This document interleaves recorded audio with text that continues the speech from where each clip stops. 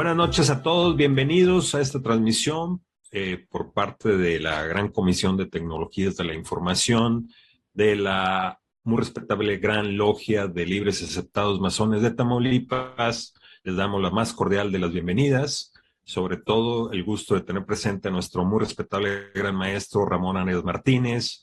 Bienvenido y gracias por estar presente, muy respetable Gran Maestro.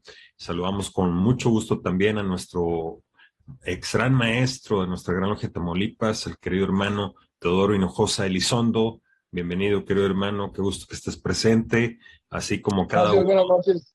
Buenas noches, así como cada uno de ustedes que nos acompañan. Le voy a pedir de favor al hermano Carlos Omar que nos lea la reseña curricular de nuestro hermano Bonifacio Hernández López, quien nos dará la presentación esta noche intitulada El Faro en el Templo. Adelante, hermano Carlos Omar, por favor. Muchas gracias, querido hermano Andrés Francisco León, secretario de esta gran comisión que tiene por objeto llevar a cabo aquellas actividades que deriven de las tecnologías de la información, con la venia del muy respetable gran maestro Ramón Arias Martínez y el ex gran maestro Teodoro Hinojosa, y la presencia de los hermanos del oriente de Madero, Victoria, la zona de Matamoros y Laredo. Voy a dar a conocer la hoja de vida de nuestro hermano expositor, querido hermano Bonifacio Hernández López, el cual es paisano originario de Tampico, Tamaulipas. Nace el 19 de septiembre del año de 1962 y desarrolla todos sus estudios de primaria, secundaria, preparatoria en la ciudad y puerto de Tampico, Tamaulipas. Tuvo la oportunidad de estudiar la carrera de odontología en la Facultad de Odontología de la Universidad Autónoma de Tamaulipas, generación 1980-1984. En su historia de vida relata que cubrió a un hermano masón dentista en un consultorio en aquel momento desconocida Villa Nuevo Progreso, Villa Nuevo Progreso, un mayo de 1989, y desde entonces no ha regresado, ¿verdad? Se ha quedado en ese consultorio a trabajar y es ampliamente conocido por la sociedad de esta ciudad Nuevo Progreso. Ingresa a la masonería el 9 de julio de 1994 en el seno de la logia José Martín número 90, ocupando ya alrededor de 28 años de vida masónica. Ha tenido la oportunidad de ocupar todos los puestos o casi todos los puestos de la logia simbólica. En el año 2021, en plena pandemia, tuvo la oportunidad de acceder al grado 33 en el Supremo Consejo de México. Es un hermano casado con 2 hijas y nos relata en su hoja de vida que tiene muchas ganas de vivir y es un apasionado de la historia y siempre la relaciona, como lo dice nuestra liturgia, con la cultura de los pueblos de todos los tiempos. Esta es la hoja de vida de nuestro hermano Bonifacio Hernández. Muchas gracias. Muchas gracias, respetable hermano Carlos Omar, muy amable por compartirnos esta reseña de nuestro hermano Bonifacio, y así mismo le pedimos a nuestro muy respetable gran maestro Ramón Arias Martínez nos conceda unas palabras en honor a la apertura de esta conferencia.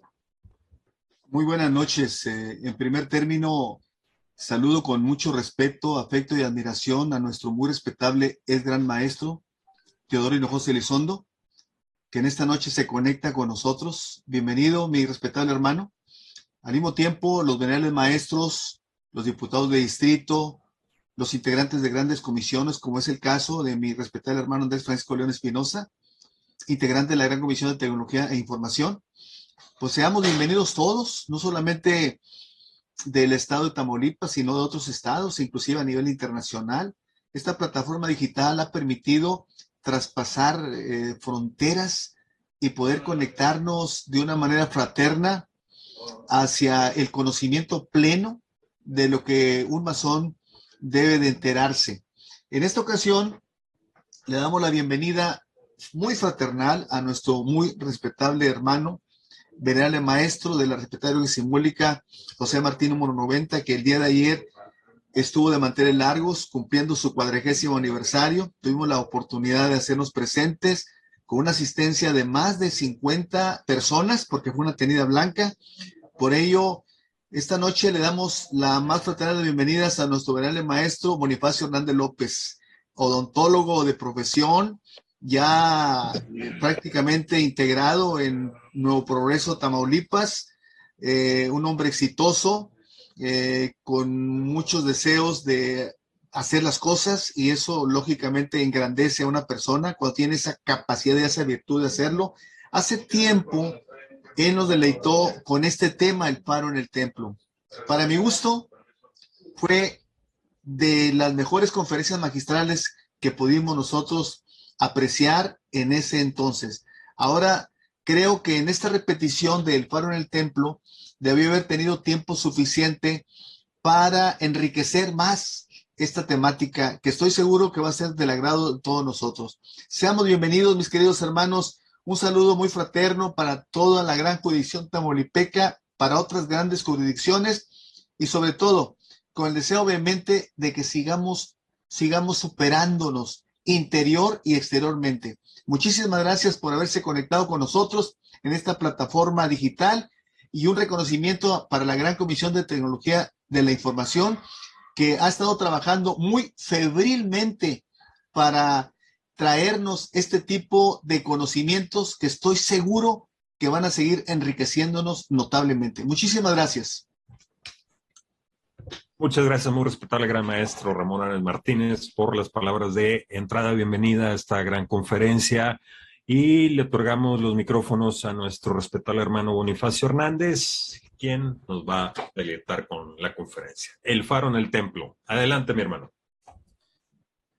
Muy buenas noches, muy respetable gran maestro Ramón Arias, mi querido muy ex gran maestro Teodoro Hinojosa, a mi ilustre y poderoso hermano Andrés Francisco de León, querido hermano Carlos Omar Sosa, todos quienes estamos aquí esta noche.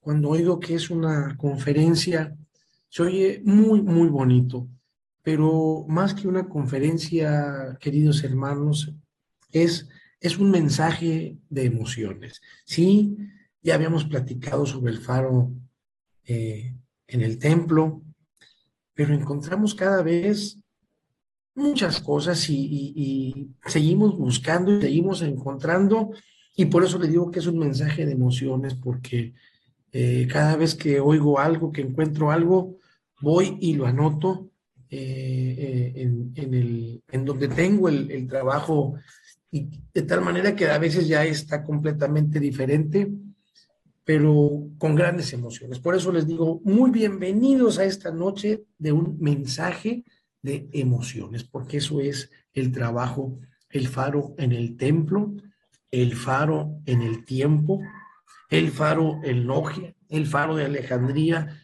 Chihuahua. Le decía yo a mi hermano Andrés Francisco, pues no sé cómo ponerle, dice, como tú quieras ponerle. Vamos a empezar con el faro en el tiempo. El faro forma en nuestra imaginación un significado de luz, guía y salvación. Los faros salvaron miles y miles de vidas a lo largo de los siglos. También es cierto que desde la aparición de la navegación satelital o GPS, los faros ya no tienen la importancia que tuvieron en el pasado, pero siguen siendo útiles e indispensables. Básicamente, un faro es una torre de señalización luminosa situada en las orillas del mar, lo más alto posible, para que su luz llegue más lejos. Los primeros faros fueron simples hogueras en lo alto de promontorios o montañas que ayudaban a los navegantes. Decíamos que básicamente los primeros faros fueron simples hogueras en lo alto de los promontorios, en las montañas, que ayudaban a los navegantes. Más adelante, en el siglo II antes de Cristo, el rey de Egipto, Ptolomeo II, hizo construir el primer gran faro, el famoso Faro de Alejandría. Trabajaba con leña, se cree. No había leña alrededor de Egipto. En el otro trabajo estaba seguro que trabajaba con leña. Y luego decían en otros escritos que no, que le echaban una vaca completa para que toda la noche estuviera prendido.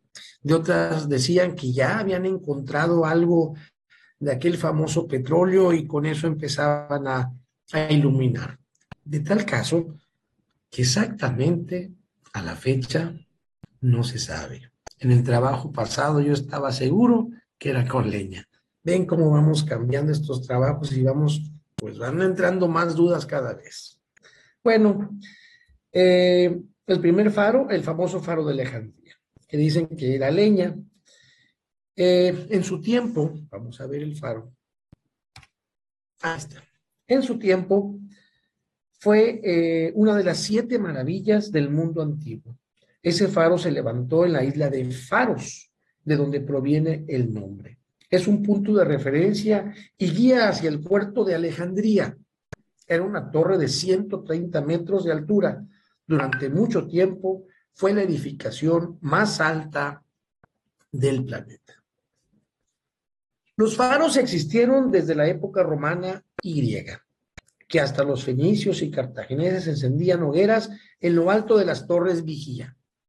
De estos faros solo quedan algunos vestigios, aunque algunos conservan su aspecto original, como el faro poligonal del castillo de Dover, que tenía la foto y de repente no apareció.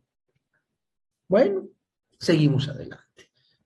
La torre de Hércules también la tenía en el trabajo y no apareció, que con su forma cuadrada es el faro más antiguo que aún funciona. Durante la Edad Media y la Edad Moderna, los faros no fueron objeto de alguna perfección, salvo de sus decorados, que a veces eran notables. Hasta el siglo XVII, los faros no eran más que terrones o torres con una plataforma superior, donde se encendían hogueras de madera, carbón, alquitrán o brea.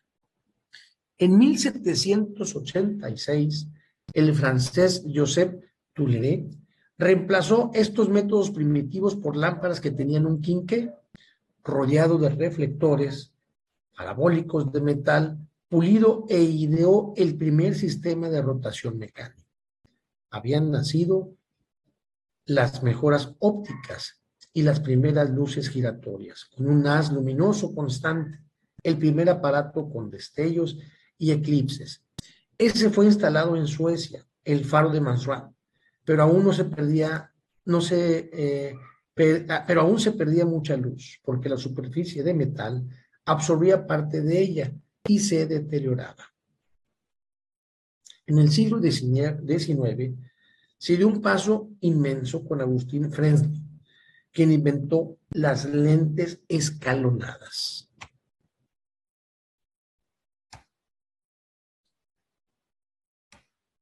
Aquí tenemos las lentes escalonadas, compuestas por una lente central de vidrio rodeada de anillos prismáticos concéntricos de poco peso que concentraban e intensificaban el haz de luz.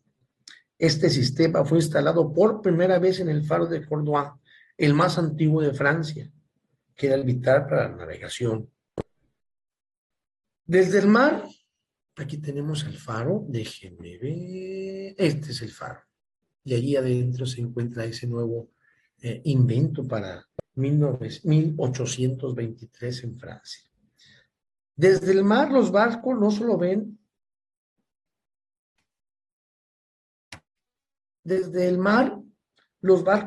la luz del faro, que les advierte de las proximidades de la Tierra, sino que lo pueden identificar por sus intervalos y los colores de sus haces de luz. De tal manera que así pueden saber frente a qué parte de la costa se encuentran. Algunos faros están equipados con sirenas para los días de niebla, cuando la luz no es efectiva. La fuente de luz evolucionó y el carbón se pasó a aceites. Aquí tenemos un famoso aceite de ballenas, que era el que se usaba en aquellos tiempos, muy, muy famosos, el aceite de ballena, que era el aceite de pescado, y el aceite vegetal, colza y oliva. Aquí tenemos estos aceites, la colza y la oliva. Mejorando también los mechas, que eran cada vez más densas. Luego se abandonaron los aceites vegetales a aceites minerales, como el queroseno.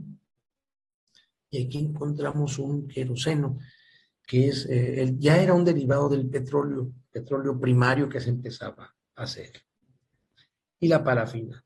Para el siglo XIX, algunos faros comenzaron a utilizarse lámparas de arco eléctrico, pero se seguía prefiriendo las de aceite. 1920, Gustavo Dallet inventó una lámpara de acetileno que producía destellos automáticos que podría ser girada gracias a la presión de gas. Este invento abrió el paso a los primeros faros no vigilados. En el siglo XX aparecieron el butano y el propano, hasta que el suministro eléctrico se generalizó y que fue hasta 1950, desde los primeros cableados eléctricos, que pasa paulatinamente se pasa paulatinamente a generadores o plantas eléctricas de arranque automático o placas solares, si es que la luz no requiere mucha potencia. El primer faro electrificado fue el español faro de Villano, en la Costa de la Muerte, Galicia. Está a 104 metros sobre el nivel del mar, cuya luz alcanza 52 kilómetros.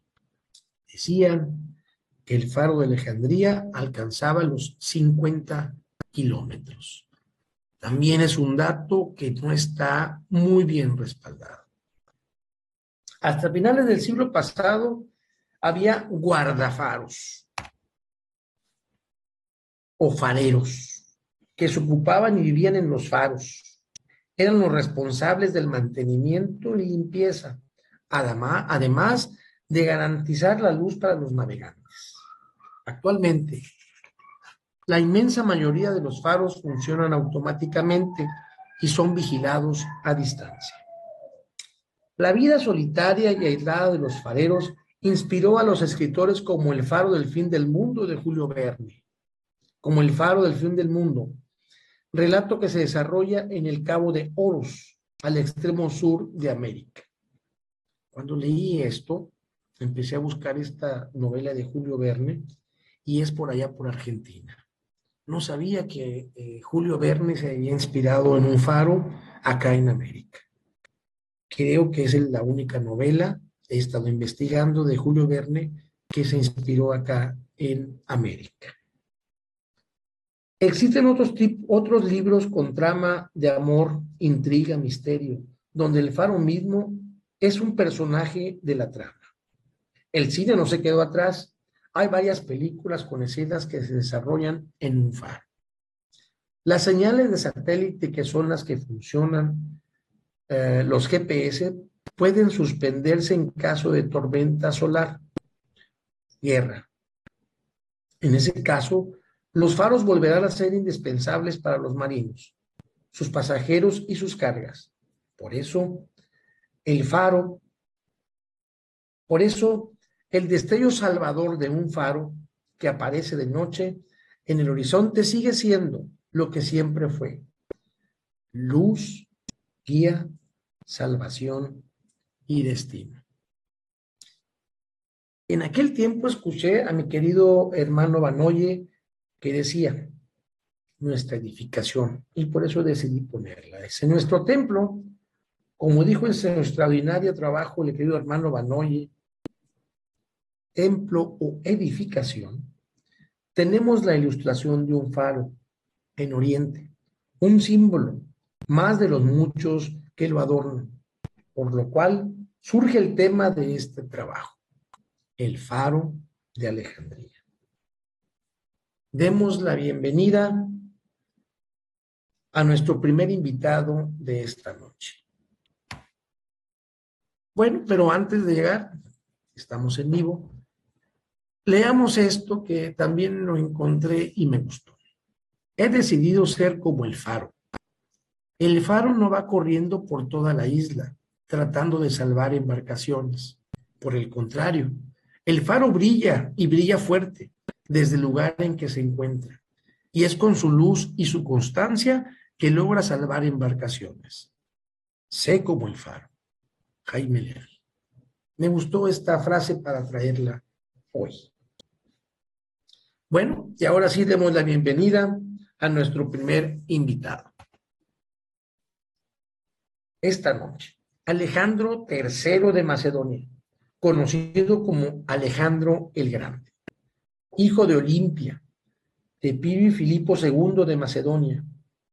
Su padre lo preparó militarmente y encomendándole a nada menos que Aristóteles su formación intelectual.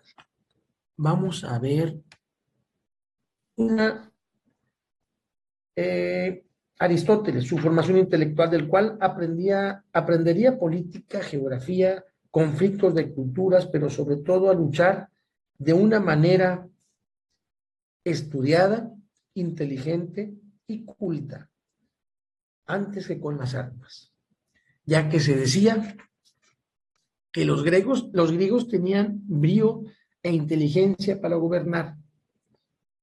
Cito una frase de Aristóteles: no es suficiente ganar la guerra, es más importante organizar la paz. Fin de la cita.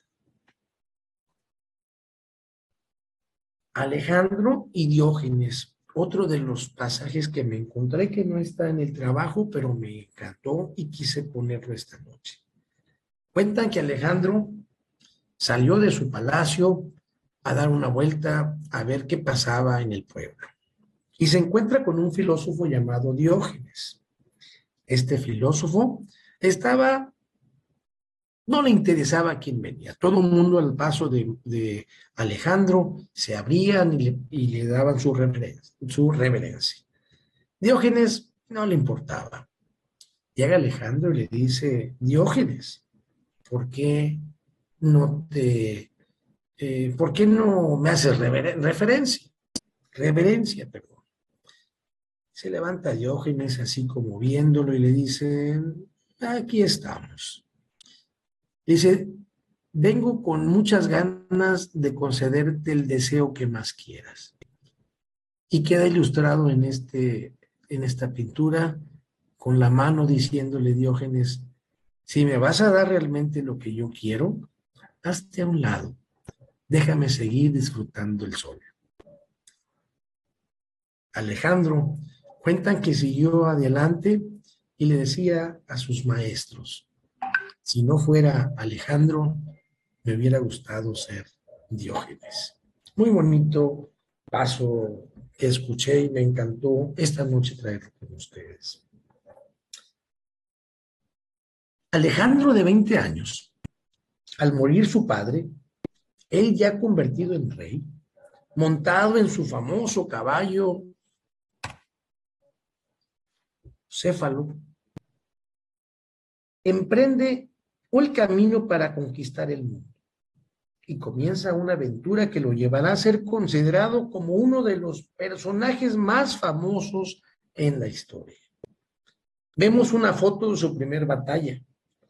Aquí está su primer batalla, donde su fiel soldado Clito, el negro, le salva la vida. Aquí también hay otra historia que no venía en el otro trabajo.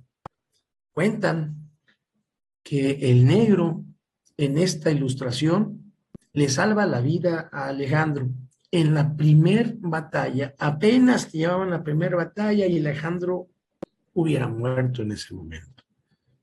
El negro lo salva. Más adelante vamos a ver cómo muere Alejandro y dónde muere. Pero viendo esta ilustración, cuenta la historia que Alejandro Magno, ya muy enfermo por el poder, manda matar al negro Clío porque, según él, estaban hablando mal de él. Por eso me gustó esta ilustración y por eso me gustó traerla esta noche. Lo iban a matar, lo salva. Y ya cuando estaban allá en Asia, cuando ya habían recorrido todo el mundo, aquel mundo que decían que terminaba, que Asia era solamente una isla chiquita, que nada más había que cruzar un río para llegar. Ya estando ahí, él manda matar a su fiel soldado que lo había salvado. Esta también no estaba aquí y me encantó traerla esta noche. Cuentan que las famosas batallas de Alejandro, regresamos a esta, cuentan que las famosas batallas eran comparadas con el ajedrez, en donde todos los movimientos son calculados. Tan es así que llegó a Egipto y manda construir una ciudad con su nombre, que nunca volverá a ver. Sigue su lucha contra los persas hasta derrotar al rey Darío de Persia. Yo no sabía que el rey Darío de Persia había llegado hasta Grecia y él les había dado en la torre por todos sus templos. Y poco a poco se fueron yendo hacia Asia, donde eran ellos, y Alejandro traía mucho coraje contra ellos y poco a poco empieza a conquistarlos y ya cuando llega allá a Asia, bueno, les decía que al pasar por Egipto funda una de las ciudades que se llama Alejandría. Cuentan que había muchas ciudades, por todo lugar donde pasaba Alejandro, que se llame Alejandría y que se llame Alejandría. Pero esta en especial es la única que hasta la fecha perdura en nuestros tiempos. Pues sigue su lucha contra los persas hasta derrotar al rey Darío, aquel famoso que había llegado hasta Grecia yo hablo coloquialmente, a pegarles en su propia casa. Y llegan hasta Persia, en Persópolis. Para ese momento ya ha olvidado la filosofía de su maestro Aristóteles. Se ha convertido en lo que tanto había combatido, en un persa más. Cerca de Babilonia, muere un 11 de julio del 323 antes de Cristo. 323 antes de Cristo, a la edad de 32 años, casi 33, y todos los que ven aquí alrededor se reparten lo conquistado, y entre ellos, uno de ellos es Ptolomeo, uno de sus fieles soldados en la lucha, pero sobre todo en lo intelectual, al que le toca gobernar Egipto. Ptolomeo decide radicar en Alejandría, haciendo de esta ciudad la más culta de Oriente que se hubiese conocido hasta ese entonces. Pues decide construir una gran biblioteca. Pero antes, quiero que vean cómo este primer Ptolomeo, 305 antes de Cristo, y se van todos estos Ptolomeos hasta abajo, y a mero abajo encontramos a Cleopatra, 47 al 30 antes de Cristo. Para situarnos, son 300 años de poder de los Ptolomeos en Egipto. Y decide construir una biblioteca. Según cuentan los historiadores, llegó a tener esta biblioteca de 700,000 a 1,000,000 de papiros de diferentes ciencias como las matemáticas, la filosofía. Se cuenta que en esta biblioteca, ese dato no lo sabía, lo incluyo ahorita, es donde se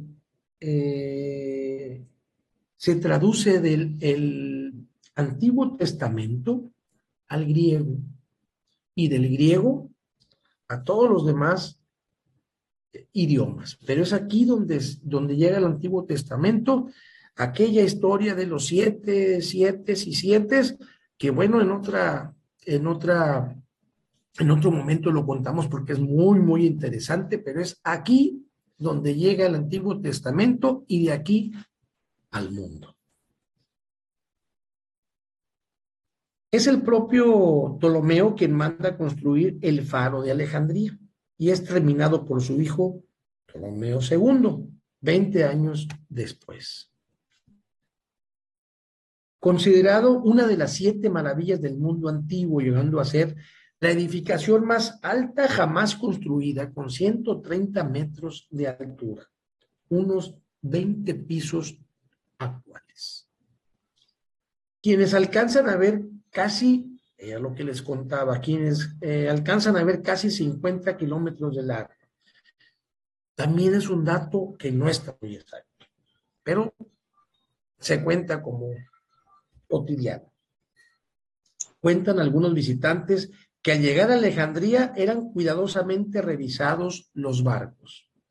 Esto también me gustó mucho. A esto le llamaban el fondo de naves. Cuando venía una de las embarcaciones, le llamaban a esta búsqueda fondo de naves. Dicen los escritores que por 2 razones no están seguros. Una, porque precisamente en los camarotes es donde están los libros. Y hasta ahí llegaban las personas estas encargadas a buscar esos libros. Y una vez que encontraban el libro, se lo llevaban y hacían había unas personas encargadas de, aquí lo tengo, pues de copiar ese libro. Era muy diferente las personas que copiaban a las personas que traducían. Entonces, como no sabían si los que estaban copiando se iban a equivocar con un signo, les daban la copia y se quedaban con el original. Eso se me hizo muy bonito, se llama fondo de naves.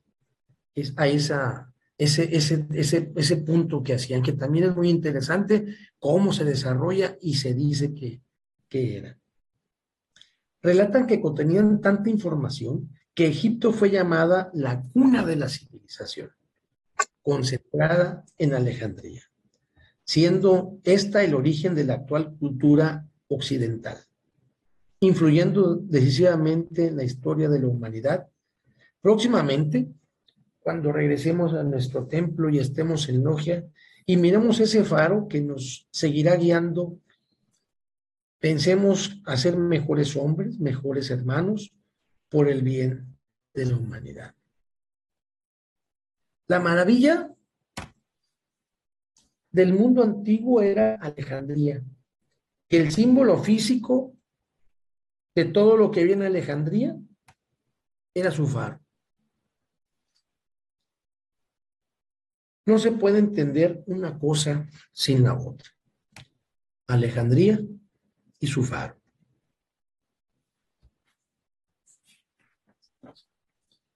Invitemos, como ya se me fue el dedo, a nuestra segunda invitada, Cleopatra. La mujer más hermosa y peligrosa de Oriente, siendo de Occidente. Ya vimos anteriormente que Cleopatra era de los Ptolomeos griegos, pero estaban establecidas en Egipto.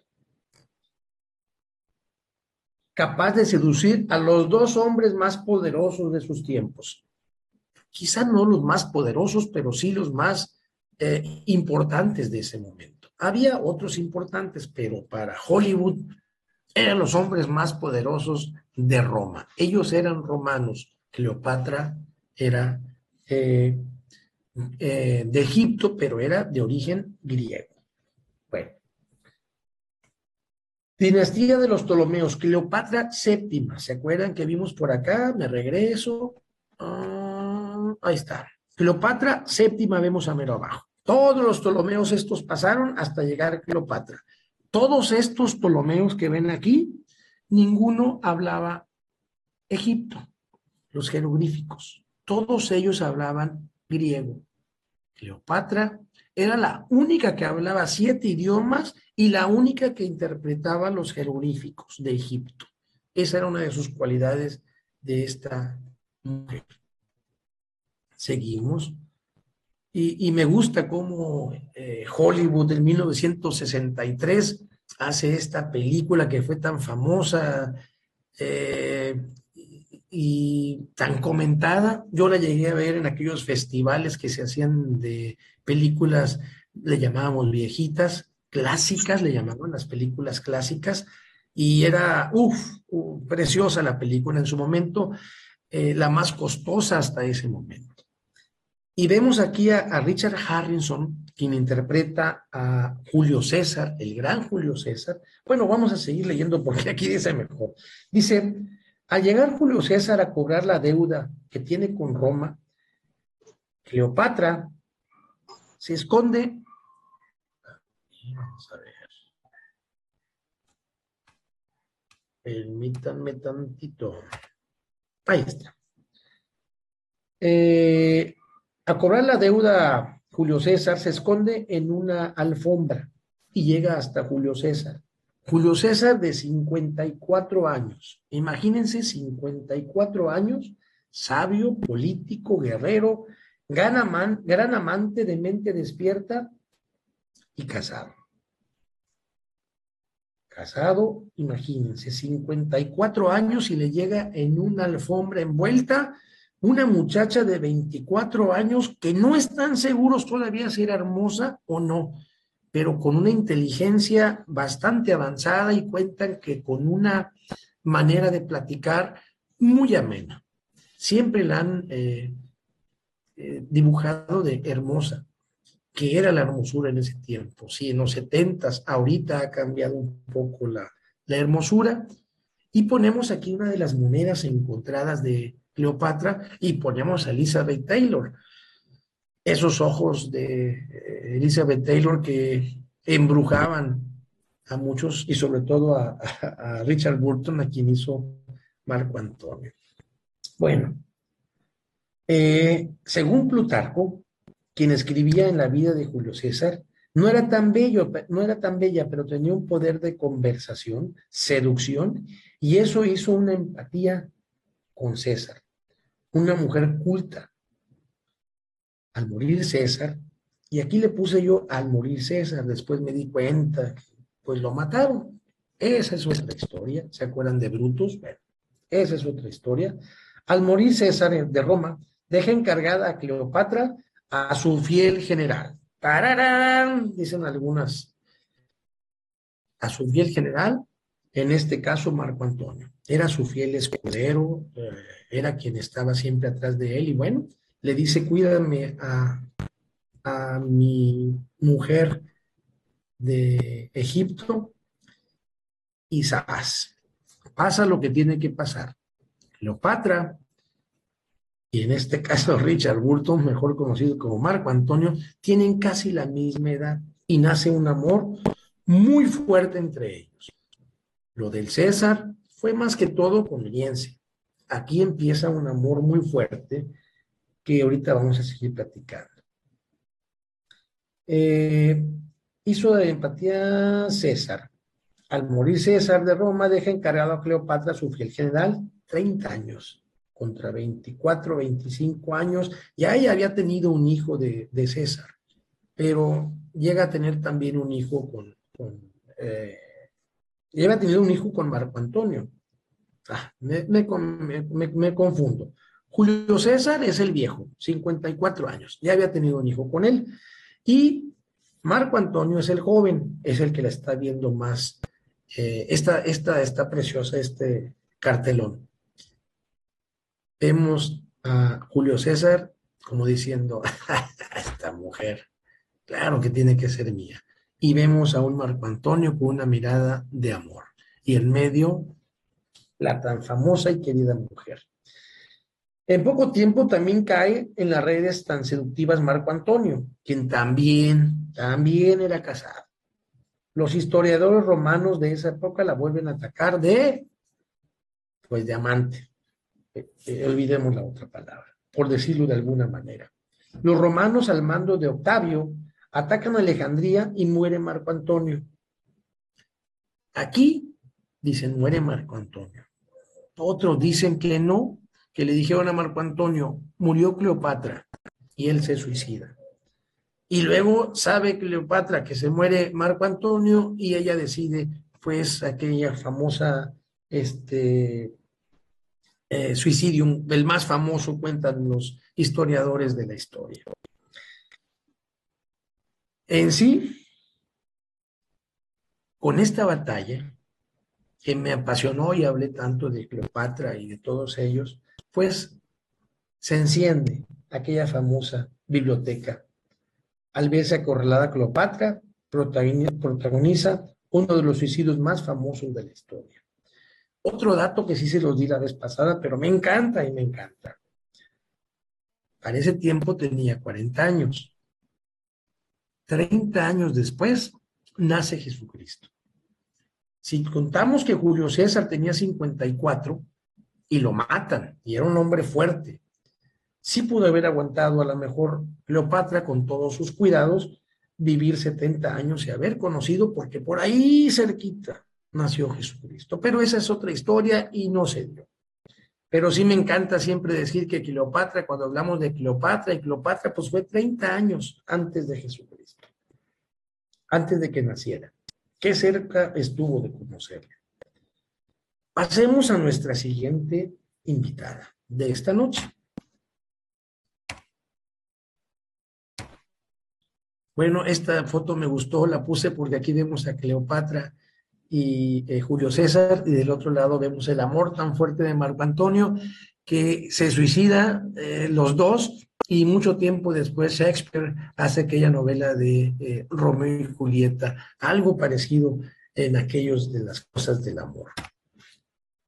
Vemos el famoso suicidio, era una serpiente, decía ella que primero muerta antes de que se la llevaran, como andaba también con Marco Antonio.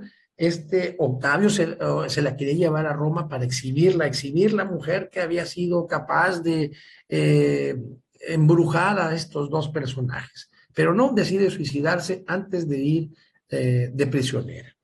También eso me gusta mucho. Pero bueno, pasemos ya a Hipatia. Hipatia fue 335 años después de Cristo. 30 de Cleopatra más 335 años después de Cristo. Filósofa, científica, matemática, astrónoma, griega natural de Egipto, miembro de la escuela neoplatónica, considerada la primera matemática de la historia. Mejoró los primeros astrolabios, los instrumentos para determinar las posiciones de las estrellas sobre la bóveda celeste. Nuestra invitada es asesinada por la influencia del cristianismo. Aquí cuentan que ella todavía tenía cierta parte de la biblioteca, aquella famosa de Alejandría. Pero, ¿se acuerdan de aquel Constantino el Grande? Al ver la cruz aquella, se pasa al cristianismo, y entonces los romanos toman la bandera del cristianismo, y acuérdense que los griegos, Cleopatra y todos los anteriores eran politeístas. Grecia era politeísta, Alejandría era politeísta, y poco a poco vienen invadiendo los romanos. El caso es que en una de esas redadas matan a Hipatia, y con ella acaban con todo la famosa biblioteca de Alejandría. Y se cuenta que ahí fue ya la decadencia de aquella famosa biblioteca. Y los romanos se quedan con Egipto y surge el cristianismo. Estamos hablando 380 años después de que nació Jesucristo. En donde el conocimiento de una mujer libre de ideas y cultura no era bien vista. Al asesinarla, queman los últimos vestigios de la biblioteca. La maravilla del mundo antiguo era Alejandría, y el símbolo físico de todo lo que significaba en Alejandría era su faro. Volvemos a decir, no se puede entender una cosa sin la otra. También Hipatia tuvo su película, y aquí tenemos al director, cómo va dirigiéndola y diciéndole qué es lo que tiene que hacer. Lo que me encanta de eso es que en YouTube tenemos esta película gratis, la de Cleopatra gratis, Todo tenemos gratis y es una cosa hermosa que encontramos en YouTube. Como les decía, no se puede coincidir Alejandría sin el Faro y el Faro sin Alejandría y la biblioteca. Son tres en uno. Una cosa nos lleva a la otra. Para terminar, queridos hermanos, la evolución que sentimos al destaparnos la venda en los ojos en nuestro templo, ver Oriente, el lugar más iluminado, sentimos que hemos encontrado la luz, el camino, y conforme vamos escalando los grados, entendemos el porqué del faro, de lo personal de la puerta. Para mí, en lo personal, este faro es la puerta a la biblioteca de Alejandría, la luz del conocimiento, y que en su momento llegó de Oriente. Muchas gracias. Muchísimas gracias. Acompáñenme, por favor, a tributarle una batería de júbilo a nuestro hermano Bonifacio. Son tan amables de abrir sus micrófonos. Conmigo, hermanos.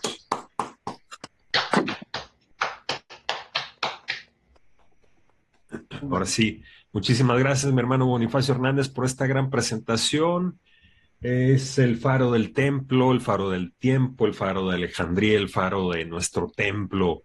Un gran recorrido histórico desde Darío y cómo Alejandro el Grande, Alejandro III, ¿no? de Macedonia, pues en ese momento fue el conquistador más grande del mundo. Y bien lo decías, Darío con los persas tenían acaparado un gran territorio por esos lugares. Al momento de ganarle a Alejandro, se hace de un gran territorio al momento de ganarle a los persas, así es que por ese motivo se vuelve el conquistador más grande del mundo. El recorrido histórico es muy importante. Después nos vamos a su línea hasta Cleopatra y finalmente casi con Hipatía de Alejandría, un personaje, una mujer muy relevante, muy adelantada a su tiempo y todo lo que significa y su relación con el faro de Alejandría. Y te agradecemos bastante y te suplicamos no dejes de ser este faro importante para tus hermanos, para seguir irradiando conocimiento, luz y sobre todo fraternidad, mi hermano Bonifacio. Muchísimas gracias. Mis hermanos, quien guste hacer uso de la palabra, por favor, levantar su mano y se la consagramos con mucho gusto. Si alguien quiere hacer un comentario, felicitación, una aportación, alguna pregunta acerca del tema que nos acaba de regalar nuestro hermano Bonifacio Hernández. Por cierto, bienvenido nuestro hermano Víctor Manuel Vera de Santiago, que nos acompaña también esta noche, nuestro muy ex gran maestro, muy respetable ex gran maestro. También bienvenido, mi hermano Víctor. Me gusta tenerte entre nosotros.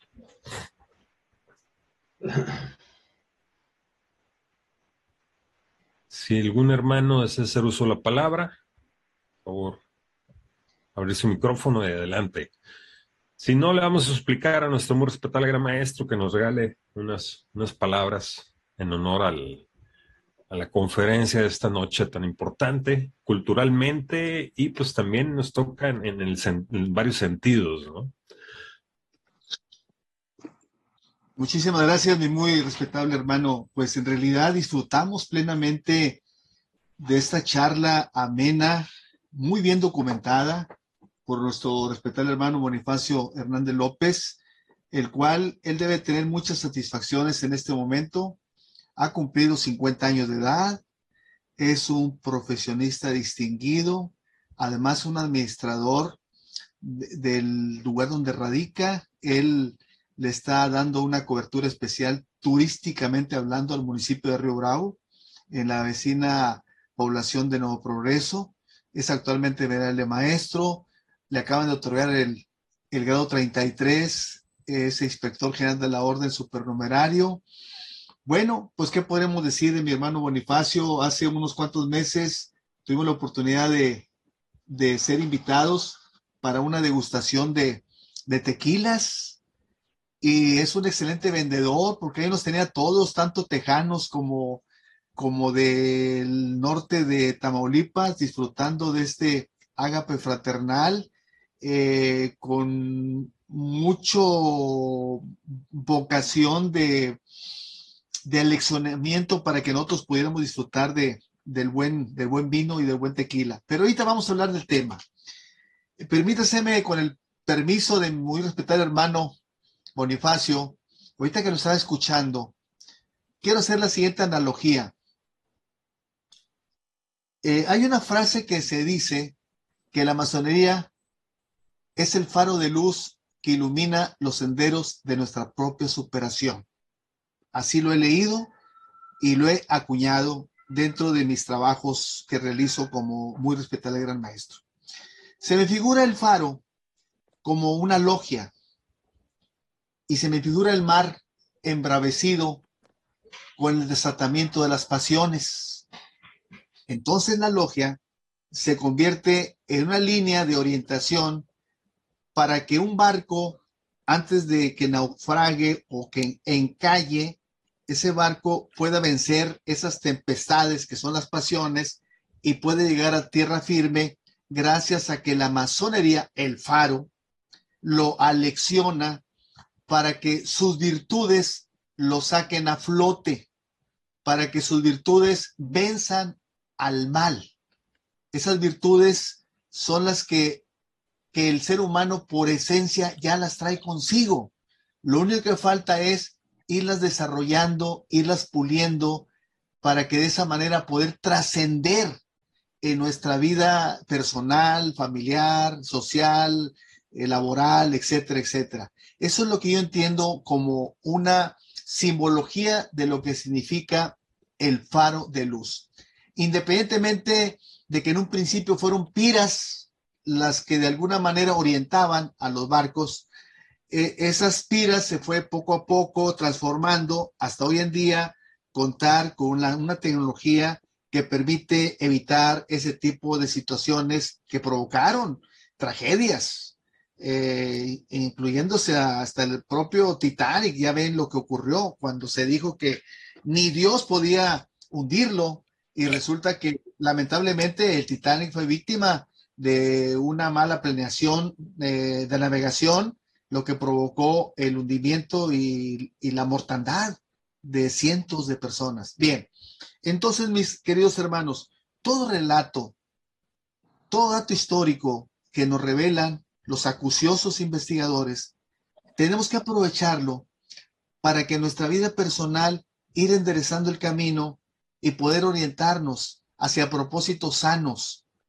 propósitos factibles, que nosotros podamos de alguna manera ir desarrollando nuestras capacidades, independientemente de la edad o la profesión o el estado social en que vivamos. Lo importante es ser nosotros mismos, darnos cuenta de lo capaces que somos para poder lograr trascender. Y ahorita estamos en una asociación muy importante que es la masonería, que es la que nos enseña a ser mejores personas. Tratemos de alguna manera de cultivar nuestro intelecto a través de estas conferencias, y por ello felicito a mi muy respetable hermano Bonifacio Hernández López, que ahora sí noté que hizo agregados muy interesantes.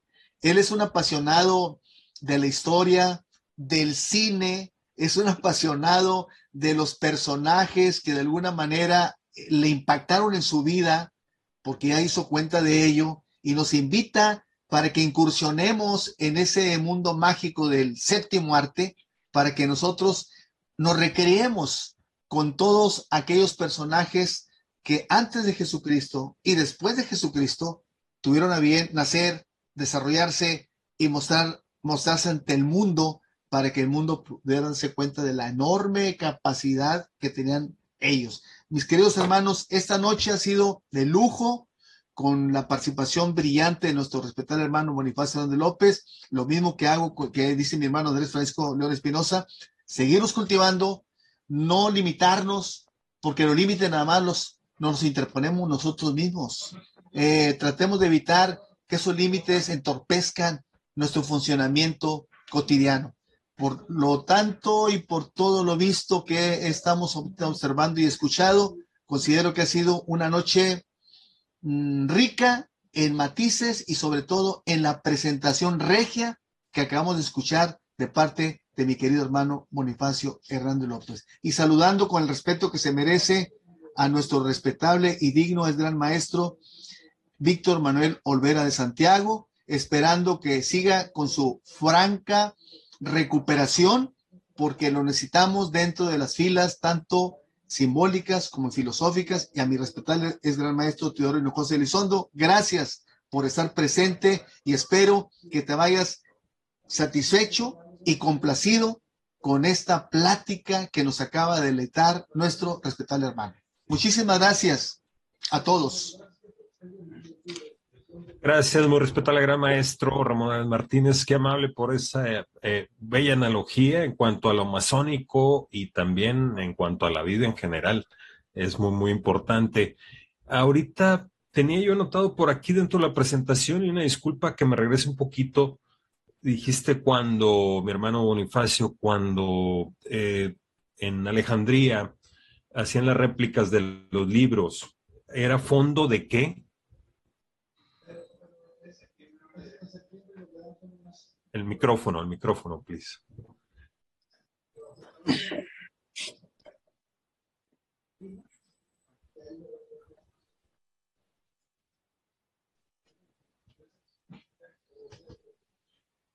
Abre el micrófono, por favor. Ahí está. Ahí está. Fondo de naves. Fondo de naves. Fondo de naves le llamaban a ese movimiento que hacían de ir a buscar los libros abajo de los barcos. Ah, magnífico. Y es historia muy, muy bonita porque había quienes no querían dar sus libros y los castigaban.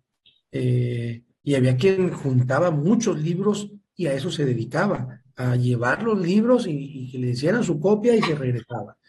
Y había un fondo, y por eso dicen, hay dos vertientes, la del fondo de naves, que había un dinero, un fondo para los barcos, o un fondo de naves, porque adentro, en los camarotes, estaban los libros. Y ese es el doble que a veces empiezan a pensar.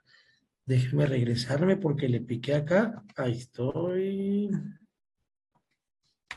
A ver, ya no puedo regresarme, permítanme tantito. Ay, ya no puedo regresar. Ahí voy.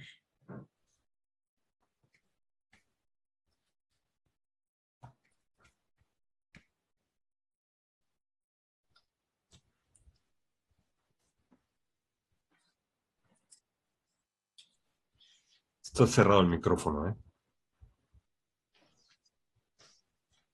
No, pues muy interesante. Esa parte sí me había quedado con un poco de duda, pero magnífico dato, ¿eh? Nunca lo había escuchado. Y si me permites, mientras buscas datos, te voy a compartir algo. Ah, bueno, adelante. No, es que quiero regresar a donde estamos todos, pero permíteme tantito. Se me va, no sé dónde picarle. Si quitas la presentación a la izquierda donde están las láminas, le haces clic directamente a la que buscas. O sea, salte del modo de presentación primero. A ver, hice algunos datos por si acaso, y aquí tengo, déjenme ver, aquí tengo el nombre.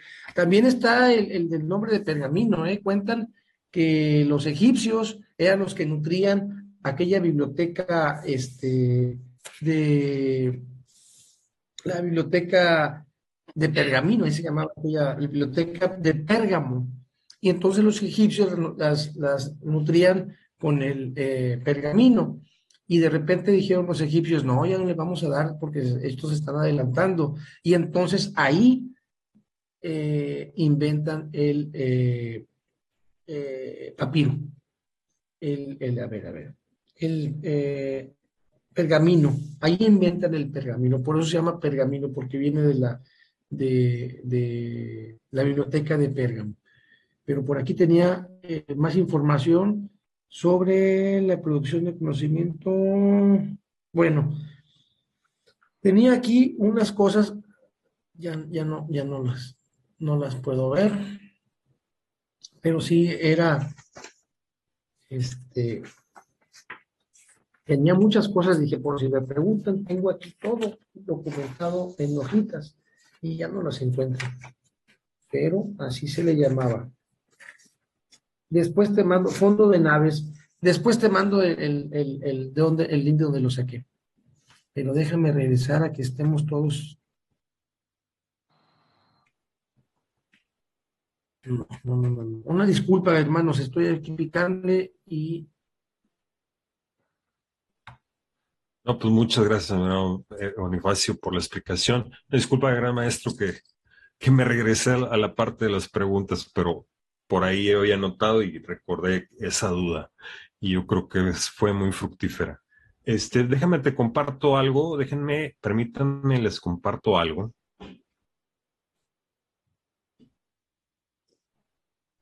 A ver si se alcanza a ver. No sé si alcanzan a ver. Mi hermano Bonifacio alcanza a verlo. Sí, Perfecto. sí, Bueno, sí. te queremos entregar en nombre de nuestra Gran Logia de Libres de Todos Masones de Tamaulipas, de nuestro muy respetable gran maestro Ramón Ares Martínez, a través de la Gran Comisión de Tecnologías de la Información, este presente reconocimiento a ti, mi querido hermano Bonifacio Hernández López, por haber dictado la magistral conferencia El Faro en el Templo en el ciclo de Instrucción Masónica Digital 2022-2023 al 13 de octubre del 2022. Era vulgar, honor, talento y virtud. Muchísimas gracias, mi hermano Bonifacio. Yo te lo hago llegar digitalmente. Me mandas por favor tu correo electrónico y te lo comparto con muchísimo gusto. Y todos muy agradecidos, la verdad, por la magnífica conferencia. Y yo creo que con esto damos ya culminación a nuestra transmisión de esta noche. Muchísimas gracias, queridos hermanos, que nos han acompañado de distintos orientes, sobre todo de Tamaulipas, y los que nos van a acompañar después en la retransmisión de esta conferencia a través de YouTube. Pues los saludamos con mucho gusto y también no se pierdan las próximas emisiones que vamos a tener de las conferencias futuras de la Gran Comisión de Tecnologías de la Información, de nuestra gran logia de libres y aceptados masones de Tamaulipas. Y bueno, les damos un gran saludo, un gran abrazo. Muchísimas gracias por habernos acompañado.